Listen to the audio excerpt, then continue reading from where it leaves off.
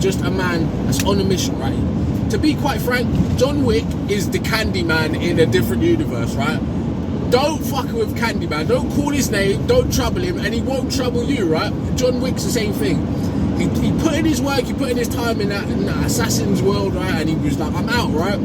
My wife has died and all this shit, right? And I'm just a sad, melancholic man, and I don't want to kill people no more. I just want to have peace, look after my dog, and drive my car, right? And that's what most men are really like.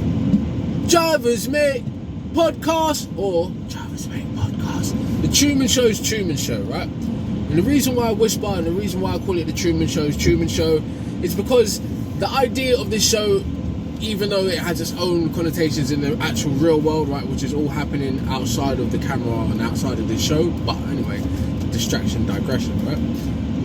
It's based on the fact that the Truman Show is existing in the real world and in my personal life as well. There's weirdos that watch me, you know, and I'm on camera from the company I work for and all of that, right? So the idea is, in the Truman Show, right, what would happen is Truman Show would realise the show is being filmed, right? And before, of course, he makes his attempt to leave into the real world, right, where all the shaky stuff is happening with his friends and the studios falling to bits and all of that, right? But in this alternate reality, Truman Show would have decided, actually, I'm going to make my own show within the Truman Show, and all the creeps that watch the Truman Show are inadvertently going to be watching my show.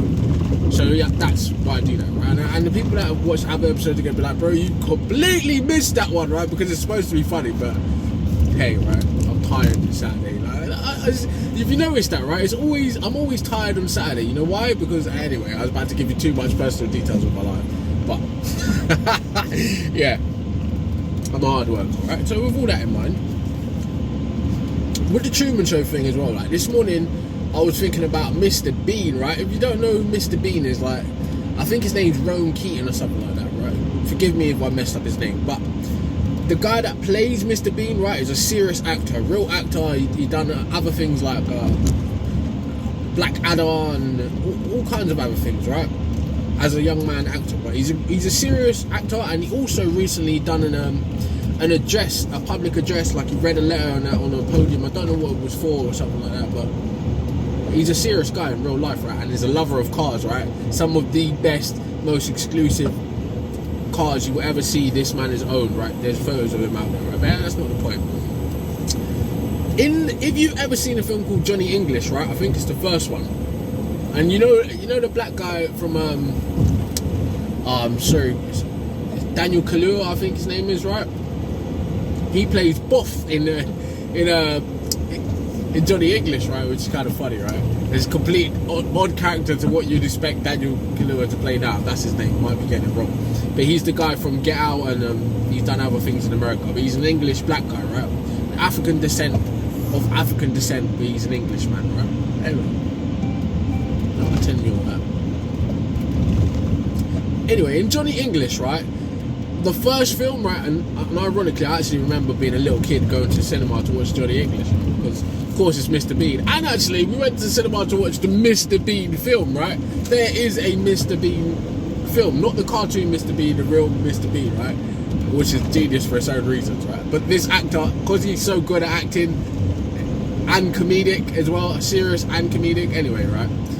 In Johnny English, in the first one, there's like the opening scene, if I can remember correctly, is like Johnny English fucking about in his house, right? And he's getting ready and shit, and he's in the mirror and he's brushing his teeth and he's singing and all that, right? But there's hidden cameras and everything all around in his house, right? Which is the Truman Show, right? And I can tell you why in a minute.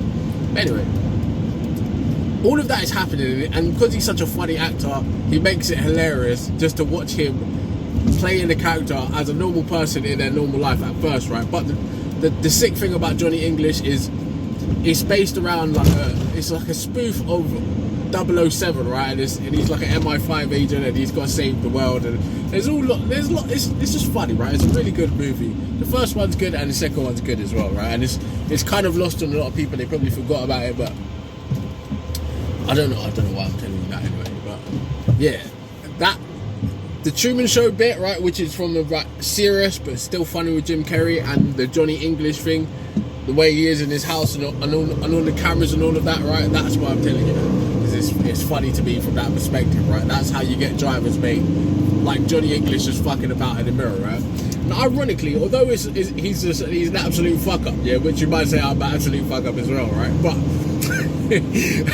But he's still a secret agent, right? And it's funny because he fucks up a lot. And you might wonder why I keep scratching my nose, right? My allergies are fucking out of control, right? I don't do drugs. I don't like that. A lot of people are like quite sinister with these things. They're like, oh, he's scratched his nose. No, I've got fucking allergies, right? My nose itches and I've got a spot there, right? I'm fucking telling you this shit, right? Johnny English in it, yeah?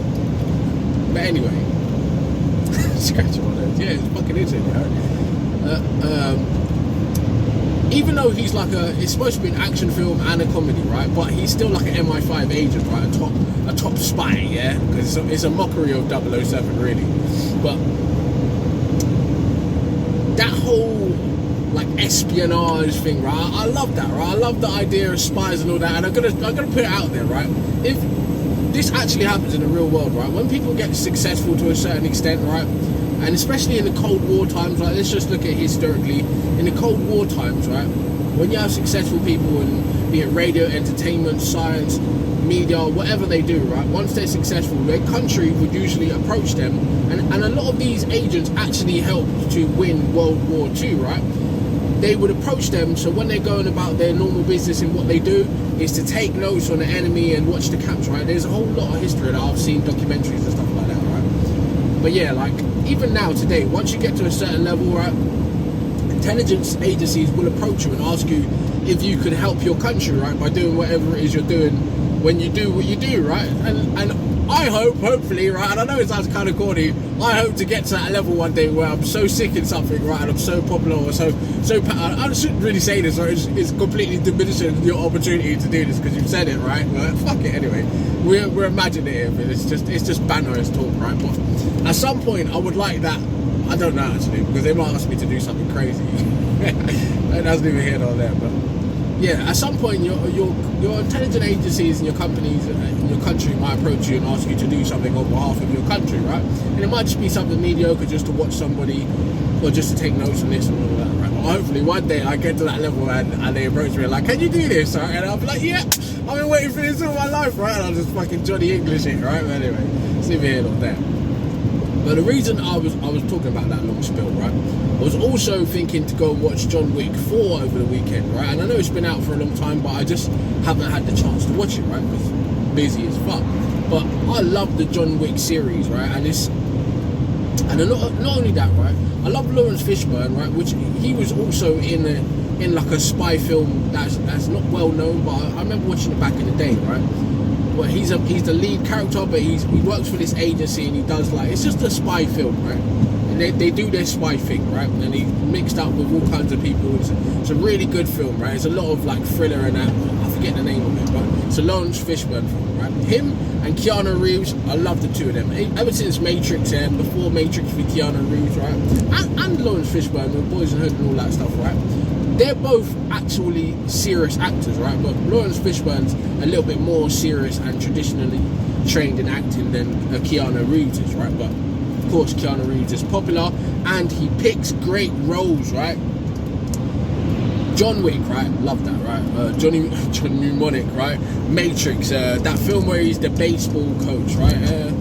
There's lots. The film where the world's ended and he's an alien, right? Speed, all of these good films, right? But with John Wick in particular, right, why John Wick is dope, right? Keanu Reeves is quite up there in his age now, right? He's not a young man anymore, but all of John Wick is action, right? He's just fighting. He has like the most minimal lines in any film he's ever done, right? A really small amount of dialogue. I've not watched 4, but the others is very small, and he do it on purpose, right? Because John Wick, I know, right? What I'm gonna say here, right? And I'll break it down later, but the idea of a John Wick, right, and a Speed and all of these kind of action movies, your Arnolds and all of these great people and the films they make are all based around male power fantasy. And I know that sounds sus, but if you're up on your education, you understand what I say when I say male power fantasy, right? And it's about how men project and see themselves, the stories we tell. So you have the hero's journey, which is over to one side, and it has its own like cycle of how things go, right? You start out as a normal person, get a call to adventure, you decline, you go on the call, face trouble, you beat the bad guy, you come back hometown, all that shit is in the hero's journey, right? And that storytelling mechanism exists outside of that too, right? In an initiation zone as well, right? It has its purpose in the metaphysical world too, right? Why as humans we tell these stories over and over and over again in different ways, but it's all the same story, right? Just like Bible stories, which we'll get into later as well, okay? So John Wick really does represent that male power fantasy, right? Just a man that's on a mission, right? To be quite frank, John Wick is the Candyman in a different universe, right? Don't fuck with Candyman, don't call his name, don't trouble him, and he won't trouble you, right? John Wick's the same thing. He put in his work, he put in his time in that assassin's world, right? And he was like, I'm out, right? My wife has died and all this shit, right? And I'm just a sad, melancholic man, and I don't want to kill people no more. I just want to have peace, look after my dog, and drive my car, right? And that's what most men are really like, right? At a certain age of life, you've been through so much tragedy, heartbreak, all of this. You just want to be left alone, right? And I'm saying that from a lonerism perspective, right? Just fuck off. Just leave me alone, right? I've done enough. Don't drag me back into that life, right? I'm done. That is really what John Wick is about. But at the same time, because it's an action film and it still has those levels of espionage and secret society, Assassin's Creed kind of things happening, we love that, right? As men, we love that shit, right? And especially the limited dialogue. Me personally, I'm at an age where I prefer dialogue and film and good storytelling over action, right? So to me, the action scenes are just whatever, they're filler. The action scenes are fillers to me in real films, right?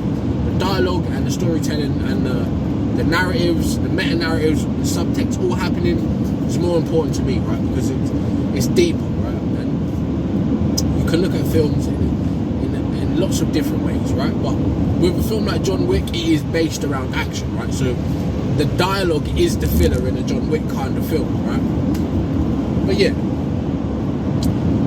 what that represents as the male power fantasy, which I got off on a tangent anyway, right? It's just like how, not weak men, but everyday normal men, right? We face all of these trials and tribulations, but your average man is never going to be able to be a John Wick, right? He's never going to be able to be Arnold, and he's never going to be able to be 007, none of these things, right? But the idea of it, right?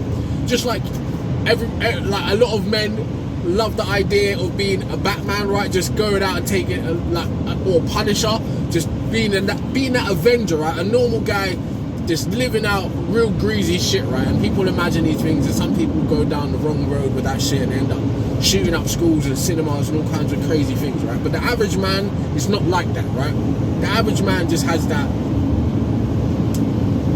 I would like to be a hero for a day thing. Like, I would like to save the maiden, right? And as your average man, you're always looking in life like, where can I do something good, right? Where can I save some people, right? Where can I do something interesting, right? And that is just how men are, right? We want to conquer the world. We want to dominate. We want to show our manhood and show that we're that guy, right? But we make these films for that, right? To push that message in. And I know, like, you got your wokies and your lefties and all those people, your liberals and the soft men over there, and they're like, oh, all of that is just designed to make men this and all that. Yeah, you know that story. We understand that perspective, which probably I don't speak about enough on this podcast, granted. But you'll have a side of people that say that male power fantasy is toxic masculinity, right? Which in a sense it is.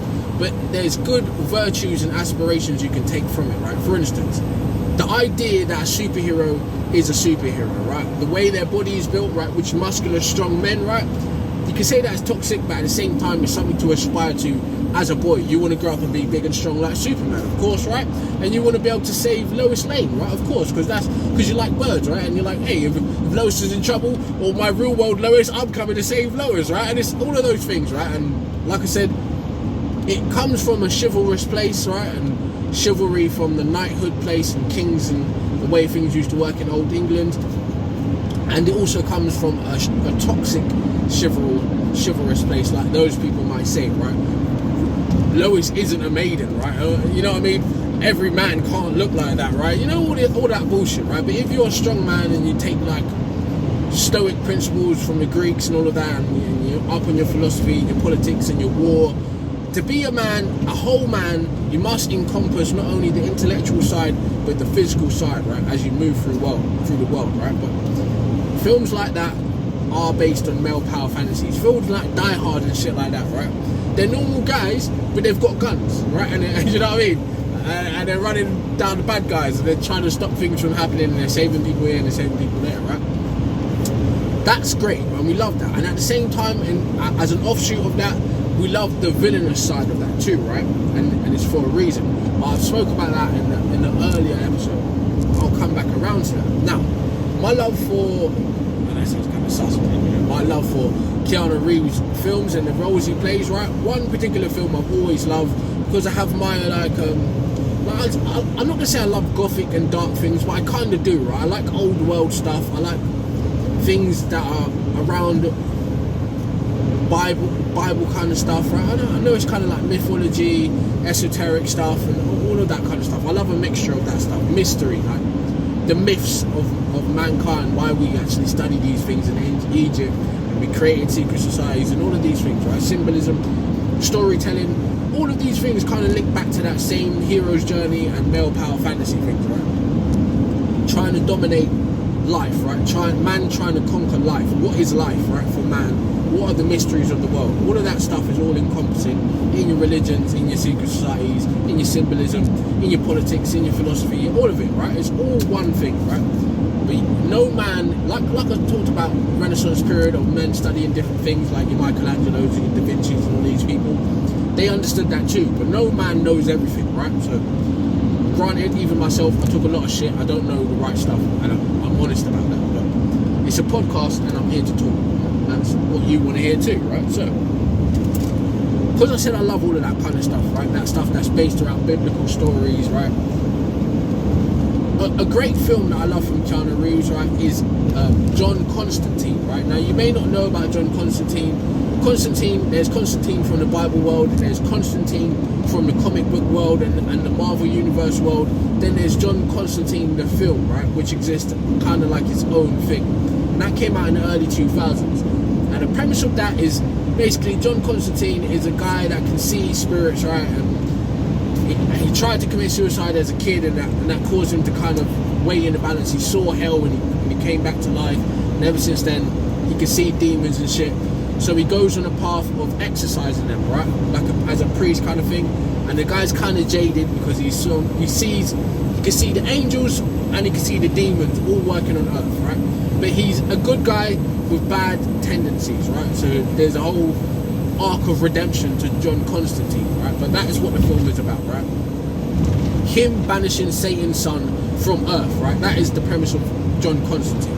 But I say that, yeah, because I really love that film, and I love the referencing, the symbology, the underlining biblical faculty, right, or facilitation inside of John Constantine. So like certain scenes and certain things in the film correspond with Bible verses, right? The actual numbers in the Bible, the actual verses and pages, right? And a lot of people won't know this, but like I said, I'm kind of weird like that. I've gone down that road in life where I've studied a lot. I know. Many people, I'm different people to different people, right? And I've lived many lives in a short period of time, right? But I know what I'm talking about. Kind of, right? Kind of. Like I said, I'm not an expert. I'm over here and I'm over there. Either way, right? But like I said, all of that, and in other podcasts and in other shows, you might look at me like as a kind of skeptic when it comes to speaking about religion, right? And not just in Christianity, Islam, Judaism, Buddhism, everything, right? I have my own kind of theories and opinions and suspicions about everything, right?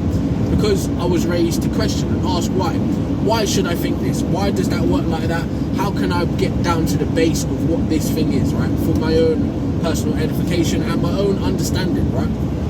However weird my neurological work setup is in my mind, right? It just leads me on that path of thinking and looking at things in life, okay?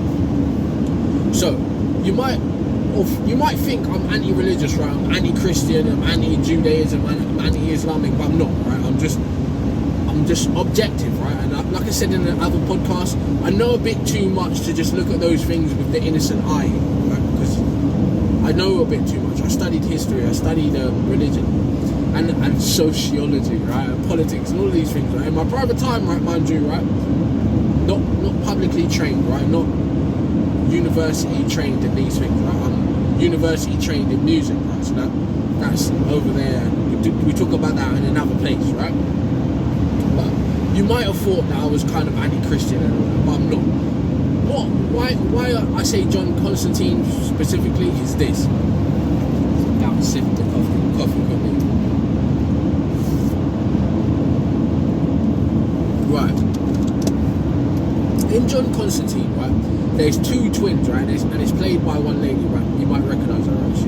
She's an alright looking lady as well, right. But she has a twin, right. But she plays both of them. But anyway, as a child, she and her sister could also see the angels and the demons and the spirits and the ghosts like John Constantine, right? But what happened at one point is her sister talked about it too much, right? And her parents and everyone else decided the sister was crazy, right? But because they're twins, they could both see it and they both had psychic link. But the other girl, right, who became a cop, right, and a good guy, what have you, which she kind of battles with her own psychological issues based around this scenario, which I'm about to explain, right? And so do I, right? Ironically. But the one twin decided, I'm not going to talk about what I see, right? And I'm going to pretend none of it exists, and I've never seen angels, I've never seen demons, I've never seen ghosts, and I just don't believe, right? She becomes pragmatic, and because she pushes herself and asserts her mind in that way, she actually mentally blocks off her ability to see these things, right? But it comes back in the end then for good reason, right? But the other sister never stopped talking about it, never stopped showing up and saying, look, this is what's happening, psychic visions, all of this shit, right? And I'm saying this for a reason. And some of you are going to look at me with a side eye, but I don't care. That sister ends up in a mental institute, right? And then she ends up dying. And it all happens for a reason in the film. If you go watch the film, you understand it, right? She kills herself in suicide to send a message to the sister because Satan's son's trying to come to Earth, and it's really biblical. And another good Keanu Reeves film I like, why it's kind of like that, and he picks these roles, is the Devil's Advocate, right? Now you could actually, in alternate universes, look at those films as one and the same thing. They're part of the same canon where you're talking about God, the devil, and biblical stuff, right? They're the same kind of canon, right? So we call it a canon because it's really all mythology in a sense, right? But anyway, one sister decides that she's going to keep talking about this, and they put her in a mental institute because this shit doesn't exist, right? But on the other side of the world, and in society, if you watch the film, this shit is really happening, right? You got your Constantines and your wiki, I forget this guy's name, you know, the guy from Transformers, and he's like Shia LaBeouf, right? He's in that film, right? Sick guy. And they're running around and they're exercising spirits, right? They're killing off demons left and right? So it's really happening. And the girl that's in the mental institute, she's not really crazy. She could see it, right? But the other sister denied it to a point, and she separated and they went off on their own life, right? Now, I say all that to say this. When it comes to religioso, right, I may give off the appearance like that woman that decided to say none of this is real, which I kind of am like that, but because I know a bit, right? But I also have my own experiences in that world of Christianity, right? And yeah, I'm not going to go into that, right? Because that's going to sound crazy, which it is, right? And which I am, granted, right? But I'm more pragmatic now because I've actually experienced all of that part of it, and then I went and studied it a bit more, and I'm like, actually this is based on that, and that's based on this, and the historical context, it's not real, it was just meant to make this work over here, right? And it has its purposes, right? I tilt my hat to them because they're very intelligent people, right, that started it and that carry it on to this day, right? The real big guys, the real behind the scenes string pullers are very intelligent people, right? They understand human psychology to a T, right? So religion has its place. But yes, I'm not anti-religious, right? I'm not against any religious sect. I'm just a bit more pragmatic, and I'm like that woman, right? I experienced it really in the world, but then I decided, no, actually, I'm going to go be a good guy, a cop in this area of humanity, right? Like a cop in this area of humanity, and I'm going to help police this, right? But I might come around back at the end, right, and acknowledge what I do know, what I have experienced, right? And I might do that in the podcast, right? This is really sounding crazy and sounding tangenty, but you just stick with me, okay? So with that, right, another historical study, right, the angels that we know as angels, the way they're depicted, comes from art, right? Artists in the early 17th century, 16th century, and earlier, right? Artists create these angels, what you think is a cherub or this kind of angel, right? There's several different layers, and I know the names like seraphims and all of that, but I just can't get it to mind right now because that's not the point of this show. But there are several layers of angels, right? And they exist in different levels of reality and dimensions, and they all look different, right? So the cherubs and the dove angel white people, right, and all of that, that is not how the Bible describes angels, right?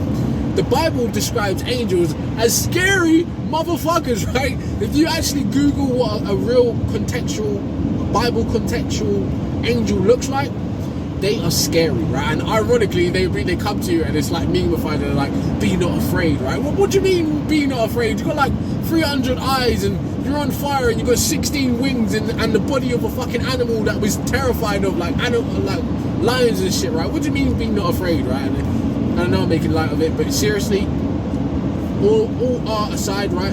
Your angels, your demons, the people that believe in that world, they have their own reasons to do it, right? And I'm really 12 monkey and Brad Pitt in this whole soliloquy, right? And it's for a good reason. If you know, you know, right?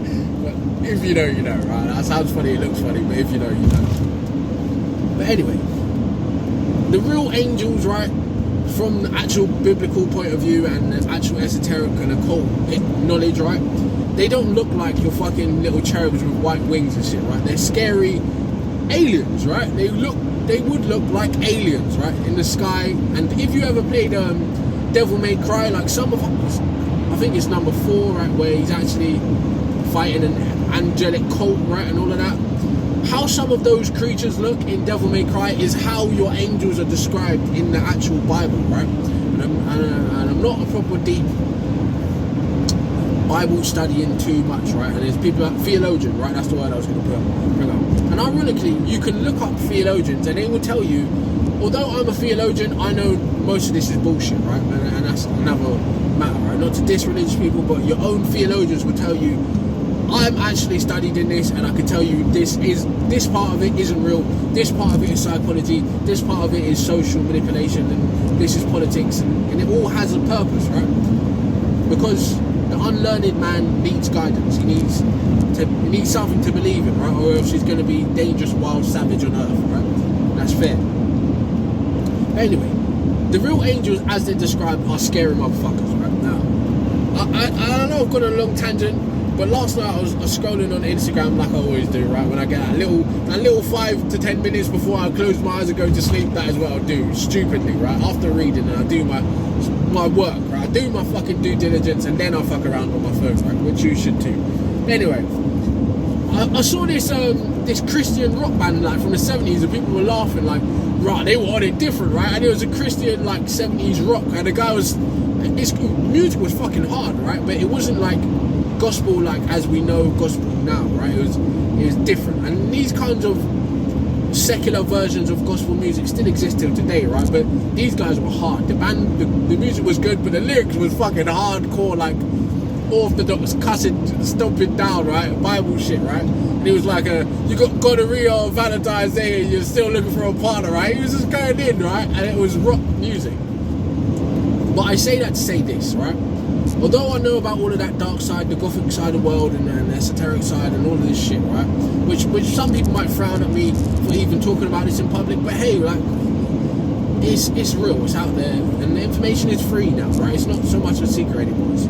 It's free to know to anybody, right? If you care, which you probably shouldn't care. But anyway, right? I love music, and in the music arena, I listen to multiple genres, and I have my own taste, right? And it's some things are acquired taste, and some things are popular too, right? But for the most part, I don't really listen to popular music. But what I'm about to say, right? I have quite a good understanding of rock and roll, right? Original rock and roll, then your heavy metals and your experimental rock, your prog rock, your old rock, all of that, right? I've got bands that I like from different eras and different variations of the genre. One band I really love, right, is Black Sabbath. And I know you man are going to be, Black Sabbath, yeah, Ozzy Osbourne, right? Now, and it links back to what I was saying. Christian rock and roll, right? Ozzy Osbourne, in my opinion, if you go back and listen to the early Black Sabbath albums, right? His lyrics and his delivery and the things he spoke about in the music, right? Although people look at him as a Satanist because they're from that stupid world of, if it's not all angel wings and it's not dressed up on Sunday, it's not religious, right? And that's stupid, right? Because that is not what religion is about. That's a commercialized version of religion, right? But it's not actual religion, right? It's just a sect of religion, right? But although what I'm about to say is subjective, it's not actually true or factually proven, right? In my opinion, those early Ozzy Osbourne records and Black Sabbath records, right? Through his lyrics, if you actually listen to what he's talking about and the context, and he's talking about man's soul, judgment, how will you sharpen the world and how will you sharpen the afterlife, right? What would you do on earth? Because it was kind of hippie at the same time, right? And the music was, particularly Black Sabbath's band, it was funky rock and roll. It was fucking funk, right? But it was rock and roll and like hard metal at the same time, before metal was metal, right? But anyway, I would tell you, Ozzy Osbourne in those days was an undercover Christian, right? And I'm using this on purpose, right? Because there's other examples of these people in the world. And you might call me that to an extent because of my grandma and her taking me, like I only had a small experience of time with my grandma, but those experiences, those times really stuck with me through life, right? And for other reasons, like my most memorable, about the age of 4 or 5, was experiencing church life in West Indies, right, in St. Vincent, right, and it was a beautiful time and a beautiful people, right. I remember someone called Miss Butte, and my family will know exactly what I say when I say that. Miss Butte, fucking angel, right, and my grandma, Alice, angel, right. Obviously she might have done weird stuff in the past, I don't know about it, right, but I'm looking at her because she's my grandma as a fucking angel, as you look at your grandma as a fucking angel, so piss off if you feel some way about that, piss off, right. But she's an angel in terms of that, right? She's a really good person, right? I lost my train of thought. But yeah, anyway, you might say that I have that same kind of undercover Christian vibe where I talk about things where I circle back to moralities and virtues and good teachings, right? Sometimes I do, and I still have my bad ways, right? And just rude boy isms that I grew up with, right? It's my problem, my own issues, right? Rude boy isms, right? It's funny. That's funny for his own reasons. But yes, sometimes I am quite maybe preaching, right? But it comes from that same kind of thing of what's instilled in me from my parents and my grandma and all that other shit. But you can see that in Ozzy Osbourne too, right? People like Ozzy Osbourne. Although the veneer of it, the outside of it looks like, oh, this is Satanism, this is dark hair, this is gothic, right? And you know, people are like that now in the music industry because these people are uneducated, right? They don't actually know the history of what they claim to be involved in, right? So like I tell you, I'm being very surface level, right? But Ozzy Osbourne, the way he delivered his lyrics, and if you actually go listen with the ear now that I'm giving you, you can see he had very positive messaging in that music, right? In the Black Sabbath albums, right? Now, I'm not a true gospel listener, right? But I do love gospel music, right? And I'm not a Kirk Franklin gospel listener, right? That's no knock to him and that version of gospel music, but to me, that's pop music, right? My gospel music is like your Crowns of Glory and the Clark Sisters, right? My absolute favourites. They can sing like no other, right? And their music and the messaging, the way the music is written and the sound, that's my gospel music. When I want to hear that messaging, that's who I listen to, right?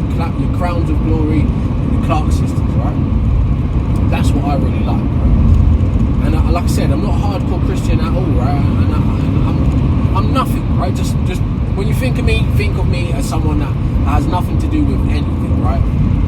You might call me a fence walker or whatever, right? I'm Mr. Midnight in the world to an extent, right? I can see the devils and I can see the angels, right? But I do not participate in either of their worlds for a good reason.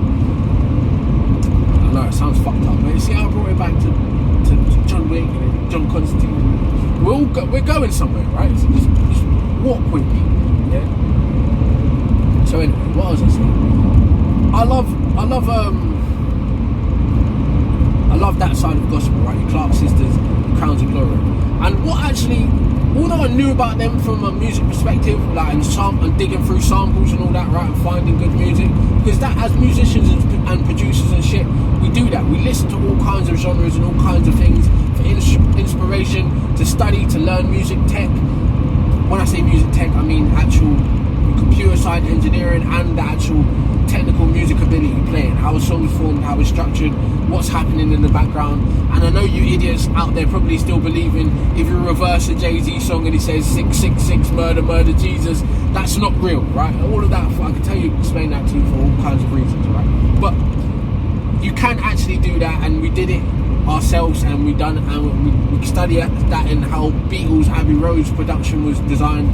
And it brings back to that same occultist part, like Aleister Crowley's and all of that, right? They're all together. It's the same thing. It's two halves of the same, two sides of the same coin, right? And people are gonna look at me like, oh, what the fuck are you talking about? What do you know, right? I don't know shit, right? Just to be honest, I don't know shit. But anyway, right? I don't know shit, right? But anyway, when I was digging through samples, of course I've come across those people for my own reason, but as of recent years, someone that brought me back to that kind of loving of gospel music and that messaging is going to be ironic, and people are going to screw up their face, is Snoop Dogg, right? Now, Snoop Dogg is a man that is just on the side quest, right? You can look at Snoop Dogg as I think his name's Calvin, right? Whatever his real name is. That is who Snoop Dogg is, right? But Snoop Dogg is also a character that Calvin plays, right? Just like Snoop Lion is a character that Calvin plays, and the gospel Snoop is just a character that Calvin plays, right? But they're all iterations of Snoop Dogg, right? Which is just another reason why I love Snoop as an artist and as a person, right? He can separate himself from what people say he's supposed to be and do whatever the fuck he wants to do, right? He's a pimp one day, he's gangster next day. I know it sounds kind of contradictory, but it's just how he moves, right? If you study Snoop, you understand what I'm saying, right? But he brought me back to all of these people, right? Through his album, right? I forget what it's called, but it's a gospel album. But yes, anyway, he brought me back to that through a very particular hard spot in my life, right? He brought me back to that grounding and that music for another reason, right? Anyway, for me, that period of my life, right, music, we already discussed how music carries memories, and your five senses are hooked up to your reality. Like, it's like summoning a file in your computer, right? You double click on one folder, you get a song, and it attaches all these memories and all these experiences in your life, right? Experiences in your life. But for me, I don't know, the weirdos and the haters are going to try and use this against me, but I don't give a fuck, right? I'm already solidified in who I am, confident in my ability and my mental capabilities, right? For me, I love summer, but I also hate summer, right? For me, summer carries so much tragedy, right? And other people understand from a street perspective and all kinds of shit, right? Some shit always happens in summer. Although it's a nice vibe, bad shit happens in summer, right? And at the same time, bad shit happens in winter, right? Because like seasonal depression, melancholy, right? Sadness. Now for me, because I just told you I'm a producer and all that, and I listen to different genres, I also love jazz, right? And the melancholy of jazz that exists as a sound and frequency and melodies that make you feel a certain way, ignite certain resonances in you, and nostalgia, and it all coincides, right? There's a sadness of jazz, right? And then there's like the broke, I don't know what to say, but you know, like the girls that kick their legs up, right? In that old style of dancing, there's that side of jazz too, right? The honky tonk jazz too, right? But I love the melancholic jazz, right? Your Miles Davises, your Blue and Green, and all of that, right? Colonel Sanders, I think that's his name, right? All of that, like more melancholic, sad kind of jazz, right? And I love it for a reason, right? Not only do I love it from the sampling world with your Nas's and all those people, the DJ Premiers who were sampling these kind of things, right? So we have like a mental Rolodex of these sounds and these musical iterations and stuff like that, right? We have that sound bed from hip hop, right? A lot of that is jazz sampled, right? And it has its own place. But I love jazz, right? And for me, jazz represents the sound of winter, right? And the sound of Christmas as well. You know, like you get your jazz standards that are played on the piano, that always gives me that warm feeling inside of me. It reminds me of Christmases, right? And another film that reminds me of Christmases, that kind of links back to what I was saying before, is Sister Act, right? I love Sister Act for its own reasons, and I'll get into that another time. From that same Christian aspect of growing up, right, and family-orientated stuff. But Christianity in itself, the way it's been like acculturated and occulted, right? Because Christianity, sects and churches are all cults. They're all their own cults, right? They've robbed us of so many great musicians, so many actors, so many artists because of the secular narrative and all of that other bullshit. It has nothing to do with God, right? Ironically, I've gotten off on a tangent. But yes, for winter, the sound of jazz represents winter for me, and Christmas time especially. Yes, it's sad. Yes, it's seasonally depressing for its own reasons. But that sound, those jazz standards, the way a trumpet is played, the way a piano is played in a specific way, and it's all thematic, right?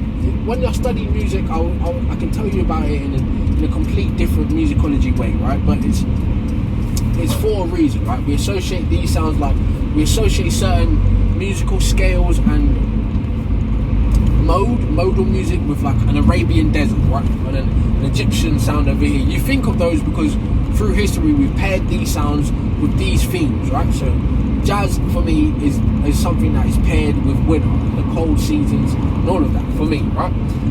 I love it, right? And at the same time it makes me sad, but it makes me feel good, and it reminds me of so much good things and bad things. So I love the sound of jazz, and I love winter, and just the idea of that rosy feeling of walking down Oxford Street in winter, and you've got all your Christmas lights, and you've got people singing Christmas carols, and it's just a vibe, right? It is a beautiful vibe, and it also comes from all of those 90s films, and you know what I mean, them Christmas standards and the songs they play, and they jazz it up, and they play lots of sevenths and lots of ninths, and they just make something that was so boring and plain be something so full of emotion, right? That's what jazz does, and it's beautiful, right? But one of my favourite albums that I always come back round to in the winter months is Marvin Gaye's Hear My Dear, right? Oh my god, right? I love that album, right? From my own relationship issues and shit, right? And from a musical standpoint, right? So if you don't know, right, a lot of people don't know about this Marvin Gaye because they know about sexual healing and fucking what's going on, right? Great albums as well. A lot of jazz is in that music too, it's mixed in. But Hear My Dear, right, is an album Marvin Gaye made after going through, mid and after going through his divorce with the maker of Motown's daughter, right? He was married to the daughter of the maker of Barry Gordy's daughter, right? And they had their dramas, and he talks about it all through that album, right? But Hear My Dear was created because of that marital breakdown, right? That's why it's called Hear My Dear. He literally made this album because of all the courts and the suing, and she's going to take money from here and there. So the proceeds of that album was meant to be like fuck you money, right? Here, you want something out of me, you want to work me like a slave, I'm going to make Hear My Dear. And that album is fucking stellar, right? Beautiful songs, all of it, right? I love that album, right? And for me, I always go back into listening to soul and Marvin Gaye's in that winter period, them cold months, right? Because it represents a lot of history and a lot of feelings and a lot of emotion, right? We link music and emotion together, and as we discuss how nostalgia exists in the world and its effects on us as human beings, it matters, right? So I know I really did want to talk about some other stuff, right? But I don't think I'm gonna have time to do that today. I'm approaching my job, and I really wanted to tie it all up in a different way, but now I've tangented so much and I've gone off into a different place. What I would say is this: we started with that same, that's what it was about, right? Lonerism. That same male power fantasy of moving through the world as a single person, just fucking shit up as one action figure. There's the other half of that action figure, which is the same melancholy and loneliness that it represents to be a John Wick, right? The tragedy that a man goes through in his life that brings him on that path of lonerism, right? And the sound of jazz and the people, they all exist side by side. The group experience of life and the individual's experience of life, right? That all exists together. So I know nowadays we've memeified the idea of lonerism and how it's very incelian and all that shit over there, but it represents something more than that, which I haven't got time to get into now today, right? Because this conversation has gone on way longer than I expected it to. My tangent is really spiraled, right? But the idea of what that means over there, to be a loner and still be so deeply entrenched in the culture, it matters, right? And your jazz and your seasonal depression and all of that plays a part in a man's life, right? That makes a Marvin Gaye leave all of that shit behind, right? And go off and fucking do heroin and shit and be stuck in Germany somewhere where he ends up writing Sexual Healing, ironically, and all of that shit happens in Germany, right? And you may not know that. That's a little bit of music history for you on the side. But that lonerism is what creates the melancholy in that music, and the foreground and the background of all of these other thematic things, your Christmases, which also links back around to Christianity in another way, which I haven't got time to explain, because I bit off more than I could chew today, right? Let's just say it like that. Time-wise. But yeah, I don't want to leave it on a sad note, right? So just to double back to the beginning, right? Your Mr. Bean, your John Wick and all of that, right? Life is really about that hero's journey, right? And you can look at the melancholy and the lonerism as just a part in your cycle of hero's journey, right? Your call to adventure is coming, right? Your community, your socializing, your time of heroism and living at the top of the mountain is coming if you're at the bottom right now. But I will also warn you, on the other side of being a great hero is also the decline at the bottom of Mount Olympus as well, right? And that is where most of us exist. So just understand that and take whatever you can from this podcast. I know I've really degraded and really gone down a big long diatribe of nothingness, right? But with all my anecdotes and antics and bullshit that I've talked about, I just want to encourage you to think a bit more deeply about what it is you say you're a part of and what you listen to, what you watch and interact with, and really go and pay a bit more attention to the world and what's happening around you outside of the mainstream narratives of all these things, from religion to music to movies. Remember, human beings are multifaceted and simplex and complex at the same time, right? It's individuals that create all of these ideas, all of these things for their own reasons in life. Me and you are consumers of these things and hopefully appreciators of these things. So with all of that nonsense I said, I hope you're having a good day, right? I hope you get the work done, right? We're not Miles Davis, we're not John Wick, we're not Keanu Reeves, we're just normal fucking people. So get the work done, create what you can create in this world, right? And don't let the lonerism part of your hero's journey deter you from becoming a John Wick, right? Or becoming an MI5 agent or a Mr. Bean or whatever the fuck it is you want to go out there and do, right? Don't let that part of the life and that part of the cycle in hero's journey stop you there, right? There's the other side of all of that, right? Just like the sun is busting out over here, the moon's still over there somewhere, right? And they don't exist in the same realm and even at the same time. The moon is just a small little baby to the sun, and we won't even see the moon without the sun shining on it, right? So just understand that. I know I fucking spiraled into metaphysical bullshit and all of this nonsense, right? I Brad Pitted the shit out of this fucking episode. But yes, Drivers Mate podcast, yeah? Drivers Mate podcast. Take what you can from this, be a better person, right? Enjoy it. And I don't know, some of you are going to be like, look, just reach out to me on Instagram, Drivers Mate podcast, and all the other social medias, and on Patreon, and I will actually explain myself to you better directly if you would like, right? And you can remind me to revisit these topics and actually pick up the trail of thought I had when I started this bloody episode, right? So yeah, reach out to me and I will talk about it with you, or I will make another version of this. But you must remind me, I'm busy and I'm crazy, right? So take that and do with it what you will, right? Drivers Mate podcast. Have a good day. See you later. Drivers Mate podcast. Truman Show. A real man in a real van in his real life, and a reality show speaking about things he really shouldn't be speaking about. What do you expect? Because it's the only real person in the show. Season 3 now available on Spotify for free. Seasons 1 and 2 on YouTube available in real time. Please like, subscribe and share, and check out Patreon. Peace.